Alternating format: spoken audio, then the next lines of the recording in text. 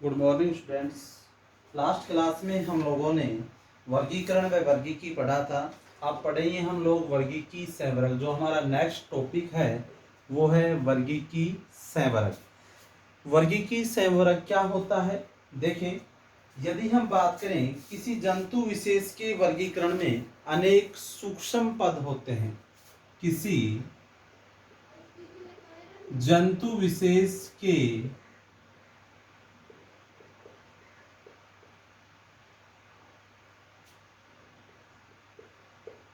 वर्गीकरण में सूक्ष्म पद होते हैं।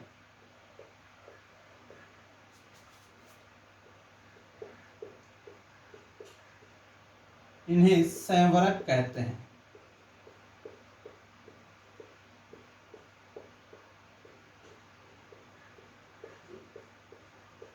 इन्हें संवर्ग कहते हैं। देखो, वर्गीकी संवर्ग क्या हो जाएगा? किसी जंतु विशेष के वर्गीकरण में सूक्ष्म पद होते हैं जिन्हें संवर्ग कहते हैं, और इनसे मिलकर के, किनसे? संवर्ग से मिलकर क्या बन जाएगा? पदानुक्रम बनता है। क्या बनता है? पदानुक्रम बनता है। इनसे मिलकर पदानुक्रम बनता है। पदानुक्रम बनता है। ठीक है। पदानुक्रम का मतलब होता है एक के बाद एक पद के अनुसार। अब यदि पदानुक्रम की हम बात करें तो पदानुक्रम में सबसे छोटा संवर्ग जाति। सबसे छोटा संवर्ग क्या हो जाएगा? संवर्ग किसका होता है? जाति। क्लियर हो गई है? सबसे छोटा संवर्ग जाति, और सबसे बड़ा संवर्ग की यदि हम बात करेंगे तो वो क्या होता है? जगत।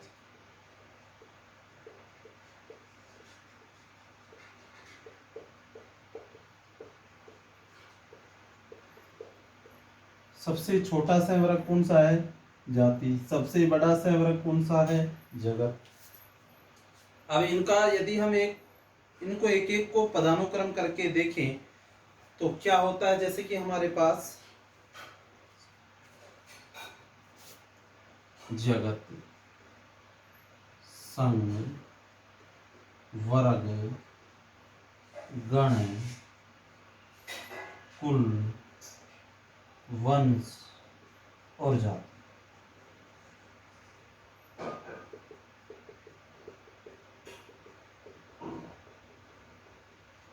ये वर्गीकी संवर्ग है। मतलब वर्गीकरण करने के लिए किसी भी जीव को सबसे छोटा क्या हो गया भाई? जाति। सबसे बड़ा क्या हो रहा है? वर्ग। ठीक है। अब इस तरीके से हम इनके आधार पर किसी भी जीव का वर्गीकरण कर सकते हैं। फिर से समझे, किसी जंतु विशेष के वर्गीकरण, मतलब उसको वर्गीकरण करने के लिए सूक्ष्म पदों की, ये क्या हो जाएंगे? छोटे छोटे सूक्ष्म पद हो गए।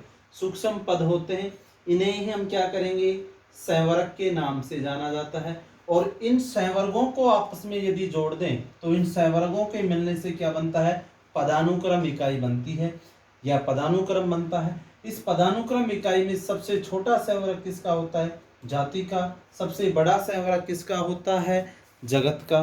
तो अब यदि हम देखें, ये हमने संवर्ग लिख दिया है स्टेप टू स्टेप, जिसको एक के बाद एक बोलते हैं। एग्जाम्पल, यदि मानव की बात करें, मानव का वर्गीकरण हमें करना है।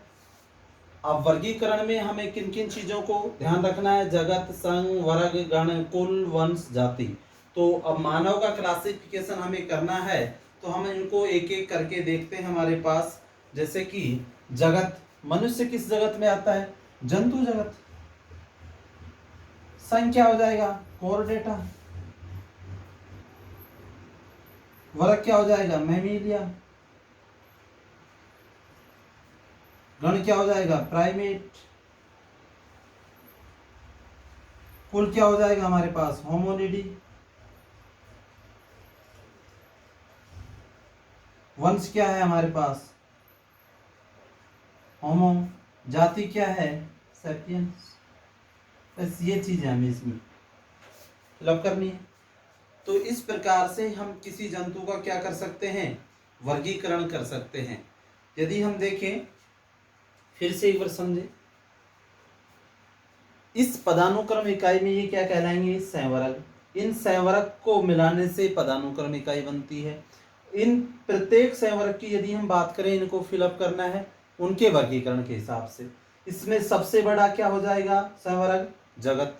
सबसे छोटा जाति। और मैंने इससे पहले भी पिछली क्लासों में बताया था, अगर भाई किसी भी जीव का या पादप का वैज्ञानिक नाम लिखते हैं तो उसमें दो अक्षर लिखे जाते हैं, फर्स्ट तो वंश का और सेकंड जाति का। तो ये इसका क्या हो जाएगा, वैज्ञानिक नाम होमो सैपियंस। अब देखो, मनुष्य को किस जगत में रखा गया है, जगत की बात करें तो कौन सा जगत हो गया, जंतु जगत। ठीक है, तो मानव का जगत कौन सा हो गया, जंतु। संघ फाइलम की किंगडम हो गया, फाइलम की बात करें कोर्डेटा। कोर्डेटा और नॉन कोर्डेट दो प्रकार के प्राणी होते हैं हमारे पास, अर्थात कोर्डेट क्या होंगे, नॉन कोर्डेट क्या होंगे, आगे की क्लासों में भी हम बात करेंगे, बट कुछ देख लेते हैं यहाँ पर एक एक लाइन इसकी डेफिनेशन। ऐसे जंतु जिनके अंदर कशेरुक दंड पाया जाता है उन्हें कोर्डेट, जिनमें नहीं पाया जाएगा उनको नॉन कोर्डेट, अर्थात सामान्य बोले रीढ़ की हड्डी जिनमें पाया जाएगा वो कोर्डेट में, नहीं होगी जिनको नॉन कोर्डेट में। यदि हम क्लास की बात करें, वर्ग की बात करें, मेमिलिया वर्ग होता है। अब ये वर्ग भी हम आगे चल के पढ़ेंगे। वर्ग के बाद यदि हम किसकी बात करें, गण की, तो गण कौन सा हो जाएगा मानव का, प्राइमेट होता है। कुल की बात करें तो कौन सा होता है, होमोनिडी होता है। वंश की बात करें तो कौन सा हो जाएगा, होमो। जाति कौन सी हो जाती है, सैपियंस। इस प्रकार से हम क्या कर सकते हैं, वर्गीय संवर्ग के अंतर्गत किसी भी जंतु का क्या कर सकते हैं, वर्गीकरण कर सकते हैं। इसके बाद यदि हम बात करें वर्गीय पदानुक्रम में मुख्य संवर्ग, देखो मुख्य संवर्ग क्या होता है, सबसे छोटा कौन सा है और सबसे बड़ा कौन सा है। बड़ा जगत, छोटा क्या है, जाति। तो किधर से चलेंगे हम लोग, जाति से स्टार्ट करते हैं, एक एक करके इनको पढ़ते हैं। जाति क्या होती है, वर्गीकरण की सबसे छोटी मूलभूत इकाई होती है। क्या होती है, वर्गीकरण की सबसे छोटी मूलभूत इकाई, सबसे छोटी लिखा हुआ है, सबसे छोटी मूलभूत इकाई क्या कहलाएगी, जाति कहलाती है। अलग अलग साइंटिस्टों ने, अलग अलग वैज्ञानिकों ने जाति की अलग अलग परिभाषाएं दी हैं। यदि हम नेक्स्ट देखें, दूसरा हमारे पास क्या आता है भाई, जाति के अलावा यदि हम बात करें, सेकंड नंबर पे हमारे पास क्या आएगा, वंश।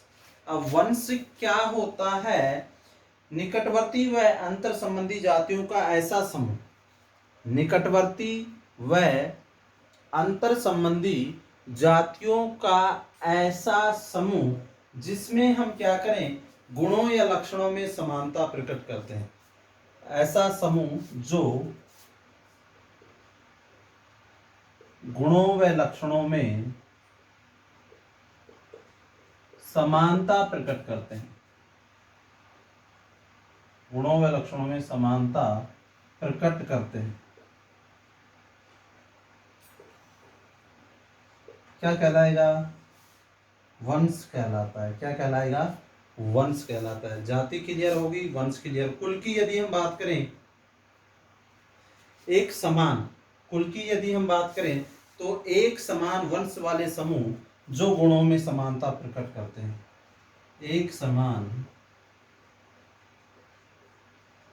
वंश वाले समूह जो गुणों में समानता प्रकट करते हैं,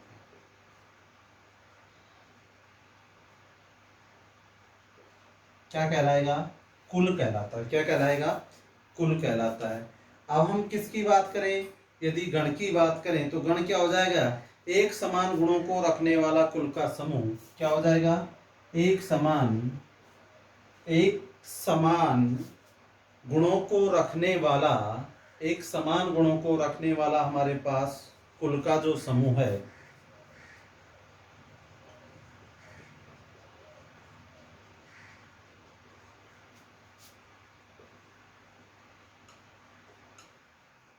कुल का समूह ही क्या कहलाएगा, गण कहलाता है। एक समान गुणों के कुल का समूह क्या कहलाएगा? यहाँ पर गण कहलाता है। नेक्स्ट बात करें वर्ग की। एक समान गुणों को प्रदर्शित करने वाला गणों का समूह। एक समान गुणों को प्रदर्शित गुणों को प्रदर्शित करने वाला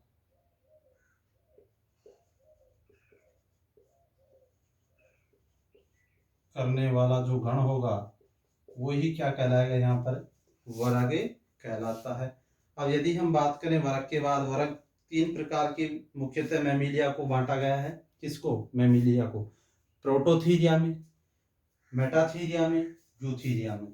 अर्थात प्रोटोथीरिया, मेटाथीरिया और यूथीरिया तीन वर्ग मानव के यदि हम देखें मैमिलिया के विभक्त किए गए हैं। एक समान वर्गों का समूह ये वर्ग है, इसका समूह होगा जो क्या कहलाएगा? संघ। गण का समूह क्या कहला रहा था? वर्ग। कुल का गण, वंश का जाति। तो समान वर्गों का समूह क्या कहलाएगा? संघ कहलाएगा। एक के बाद इनको जुड़ने से आपस में डेफिनेशन बन रही है। समान वर्गों का समूह ही क्या कहलाता है? संघ कहलाता है। बच गया क्या हमारे पास? जगत, जो वर्गीकरण की सबसे बड़ी इकाई है। जंतु जगत और पादप जगत दो श्रेणियों में इसको विभक्त किया गया है। वर्गीकरण की सबसे बड़ी इकाई कौन सी होती है? जगत, जिसको जंतु जगत और पादप जगत दो श्रेणियों में क्या किया गया है? विभक्त किया गया है। इस प्रकार से हम वर्गी की जो संवर्ग है उसका अध्ययन कर सकते हैं। इसमें सबसे इम्पोर्टेंट क्या होंगे? संवर्ग होता है, और इन संवर्ग से मिलकर ही क्या बनेगा?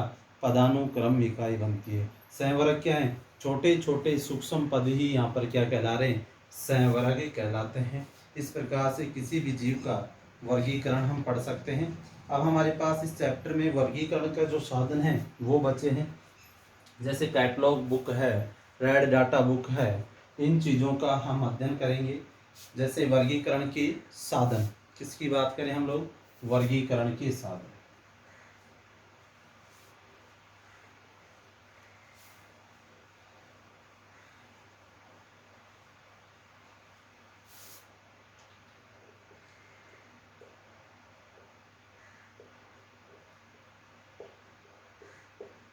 वर्गीकरण के साधन, ऐसे कौन कौन से साधन होते हैं जो वर्गीकरण में काम आते हैं? जैसे हर्बेरियम सीट, क्या बात कर रहे हैं हम लोग? Herbarium seat.